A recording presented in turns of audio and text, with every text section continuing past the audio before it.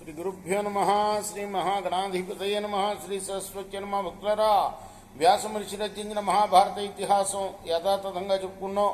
ప్రతి శ్లోకం దాని అర్థం ఇందులో భాగంగా నిన్నటి వరకు మనం ఆదిసభారణ్య విరాట ఉద్యోగ భీష్మ ద్రోణ కర్ణ శల్య పర్వాలనే 9 పర్వాలు పూర్తి చేశాం. 18 పర్వాల్లో 9 పూర్తి చేసి 10వదైన సౌప్తిక పర్వంలో కూడాను మనం 4 అధ్యాయాలు పూర్తి చేసి 5వ అధ్యాయంలోని 17వ శ్లోకం వరకు చెప్పుకున్నాం. ఈ రోజున 18వ శ్లోకం కొనసాగిద్దాం. కొనసాగించే ముందు వ్యాస భగవాన్ని ప్రార్థన చేసుకుందాం. వ్యాసాయ విష్ణు రూపాయ వ్యాసరూపాయ విష్ణవే నమో వై బ్రహ్మనిధయే వాసిష్ఠాయ నమో నమః. నారాయణం నమస్కృత్య నమస్కృ దేవీం సరస్వతిం వ్యాసం తతో జయముదీరయే. गणेशाय नमः. श्री सरस्वती समर्थ गुरु साईनाथ महाराज की जय. అశ్వత్థామ ఉవాచ. కృపాచార్యులు వారు నిన్న ముట్టికాయలు వేయటం చూశాం. అశ్వత్థామని మేనల్లుడే ఆయన. పెద్దల మాట వింటలేదు నువ్వు అని అన్యాపదేశంగా ఎన్నో సూక్తులు చెప్పారు ఆయన. అశ్వత్థామ దానికి జవాబు చెప్తున్నాడు. ఏవమేవ యథార్థత్వం మాతులేఖన సంశయ. మాతుల అంటే మేనమామ, మాతుల అంటే అమ్మతోటి సమానమైన వాడు అని అర్థం. మాతుల, ఓ మాతుల మామా, తైస్తు పూర్వమయం సేతు శతథా వితరీకృత. నువ్వు చెప్పిందంతా యథార్థమే, సంశయం లేదు. కానీ పాండవులు ఈ ధర్మసేతువుని ఇంతకుముందే 100 ముక్కలు చేశారయ్యా. ప్రత్యక్షం భూమి పాలానాం భవతాంచాపి సన్నిధౌ న్యస్తశస్త్రో మమ పిత దృష్టజుమ్నేన పాతితః కర్ణస్య పతితే చక్రే రథస్య రథనాంబరః ఉత్తమే వ్యసనే మగ్రః హతో గాంధీవ ధన్వనా తథా శాంతర్వో భీష్మాన్యస్తశస్త్రో నిరాయుధః శిఖండినం పురస్కృత్య హతో గాంధీవ ధన్వనా భూరిశ్రవా మహేశ్వాస తథా ప్రాయగతోరణే క్రోశతాం భూమిపాలానాం వ్యూధానేన పాదితః దుర్యోధనస్య భీమేన సమేత్య గదయారణే పశ్యతాం భూమిపాలానాం అధర్మేణ నిపాతితః ఏకాకీ బహుభిస్తత్ర పరివార్య మహారథై అధర్మేణ నరవ్యాఘ్ర భీమసేనేన పాతితః విలాసో భగ్నసక్తస్య యో మే రాజ్యం పరిశ్రుత వార్తికాణాం కథయతాం సమే మర్మాణి కృంతతి ఏవంచ ధార్మికః పాప పంచాలా భిన్నసేతవః తానేవం భిన్న మర్యాదాన్ కిం భవాన్ నిగహతి పితృ హంతృనహం హత్వా పంచాలాన్ నిశి సౌక్తికే కామం కీట పతంగో వా జన్మ ప్రాప్య భవామి వై. రాజులందరూ చూస్తుండగా అస్త్ర సన్యాసం చేసిన నా తండ్రిని వాళ్ల సేనాధిపతి, పాండవుల సేనాధిపతి దృష్టజుమ్నుడు చంపాడు.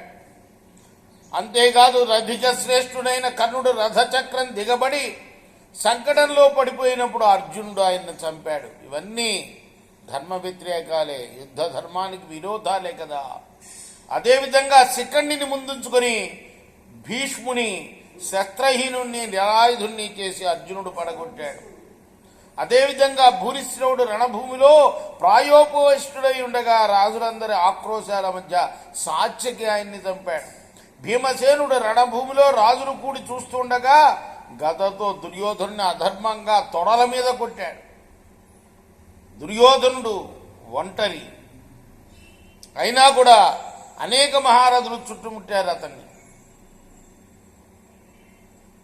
తొడలు విరిగిన ఆ రాజు ఆయన యొక్క విలాపం వార్తాహరులు చెప్పగా నేను విన్నాను. నా మర్మస్థానాలు బద్దలైనట్లు అనిపించింది నాకు. ఈ రీతిగా పాపాత్ములైన పంచాలను అధార్మికులై ధర్మసేతువుని బద్దలు చేశారు. హద్దులను అతిక్రమించిన వారిని నువ్వెందుకు నిందించడం లేదు? నా తండ్రిని చంపిన పంచాలుని రాత్రిని ఎదురించే సమయంలో నేను చంపుతాను. కీటకంగా పుట్టినా పక్షిగా పుట్టినా నేను పర్వాలే, అది నాకిష్టమే. త్వరే త్యాగమనే వాద్యాయుద్ధం మే చికీర్షితము తస్మే త్వరమాణస్య కుతో నిద్రా కుత సుఖం न स जातः पुमान् लोके कश्चिन्न स भविष्यति यो मे व्यावर्तयेते तां वधे तेषां कृतां मतिम्. నేను చేయదలచినది చెయ్యాలనే తొందర నాలో ఉన్నది. ఇక నాకు నిద్ర ఎక్కడ పడుతుంది, సుఖం ఎక్కడ ఉంటుంది? నా బుద్ధిని వెనక్కు తిప్పగలవాడు ఈ లోకంలో ఇంతవరకు పుట్టలా, భవిష్యత్తులో పుట్టడు కూడా.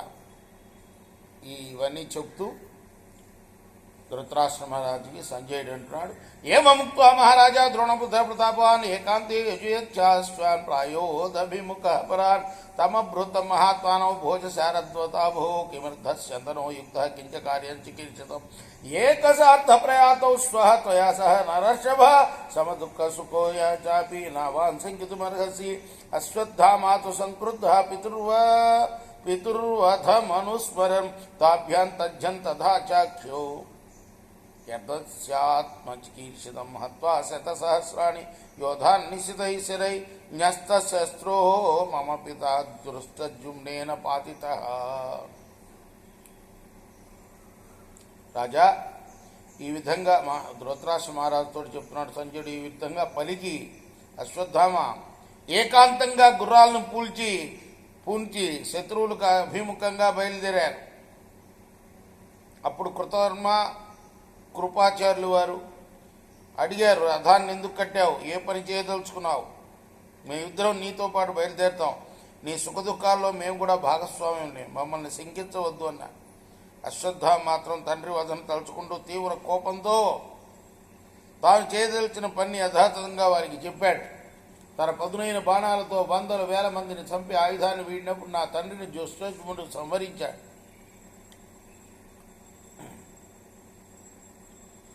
తథైవ హనిష్యామి న్యస్తధర్మాణ మధ్యవై పుత్రం పాంచాల రాజస్య పాపం పాపేన కర్మణ.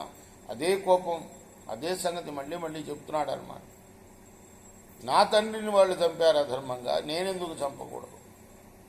ఆయుధం చేతిలో లేనప్పుడు నా తండ్రిని చంపాడు దుష్టజుమ్నుడు, కాబట్టి ఇప్పుడు నేను చంపి తీరుతాను వాళ్ళు నిద్రపోతున్నప్పుడు అని. తథైవ భవిష్యామి న్యస్తధర్మాణ మధ్యమై పుత్రం పాంచాల రాజస్య పాపం పాపేన కర్మణ కథంచన యథా పాప పాంచాల్యా పశునవన్మయ శస్త్రేణ విజితాన్ లోకాన్ నాప్నియాగమేమతి క్షిప్రం సన్నద్ధ కౌజో సఖడ్గావాత్తకార్ముకౌ మామాస్తాయ ప్రతిక్షేత్రం క్షేతాం రథవర్యో పరంతప ఇత్యుక్తారథమాస్తాయ ప్రాయాదభిముఖః పరాన్ తమన్వగాత్ కృపో రాజన్ కృతవర్మా చ సాత్వతః ते प्रयाता व्यरोचन्ता परानभिमुखास्त्रयः हूयमाना यथा यज्ञे समिद्धाः व्यवाहना यूयश्च शिवरन्तेषां सम्प्रसुप्तजनं विभो द्वारदेशं तु सम्प्राप्य द्रौणिस्तस्थो महारथः.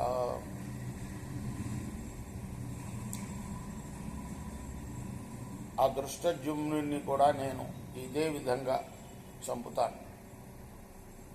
పశువులాగా నాచే చంపబడిన ఆ పాపాత్ముడు ఏ రీతిగానూ శస్త్రంతో లోకాలను జయించినవాడు, శస్త్రంతో లోకాలను జయించిన వాడైపోయే లోకాలకు పోలేడు అని నా అభిప్రాయం. ఎందుకంటే మా నాన్న అధర్మంగా చంపాడు కాబట్టి. మీరిద్దరు కూడా కృపాచార్యులతోటి, తన మేనమామ కృపాచార్యులకి, తర్వాత కృతవర్మ వీళ్ళిద్దరికీ చెప్తున్నాను, మీరు కూడా కవచాలు ధరించి కత్తుల్ని ధనస్సుల్ని చేపట్టి రథాలనెక్కి రండి. అలా పలికి అశ్వత్థామ రథాన్నెక్కి శత్రువులున్న వైపు బయలుదేరాడు. రాజా సాత్వతుడైన కృతవర్మ, కృపుడు ఆయన్ని అనుసరించారు.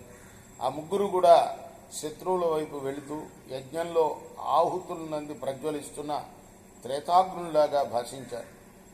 జనమంతా నిద్రిస్తున్న ఆ శిబిరానికి వెళ్ళారు. మహారథుడైన అశ్వత్థామ ద్వారం దగ్గరికి చేరి నిలబడ్డాడు. ఇది శ్రీ మహాభారతే సౌప్తిక పర్వణి ద్రౌణి గమనే పంచమోధ్యాయ. ఇది వ్యాస మహర్షి రచించిన మహాభారత ఇతిహాసంలోని సౌప్తిక పర్వంలోని 5వ అధ్యాయం. రేపు 6వ అధ్యాయాన్ని చెప్పుకుందాం. కృష్ణార్పణమస్తు. స్వస్తి ప్రజాభ్య పరిపాలయంతాం న్యాయేన మార్గేణ మహిమహీషా గోబ్రాహ్మణేభ్య శుభమస్తు నిత్యం. లోకా సమస్తా సుఖినో భవంతు. కృష్ణార్పణమస్తు. సాయి కృష్ణార్పణమస్తు. ఉన్నావా రామకృష్ణ?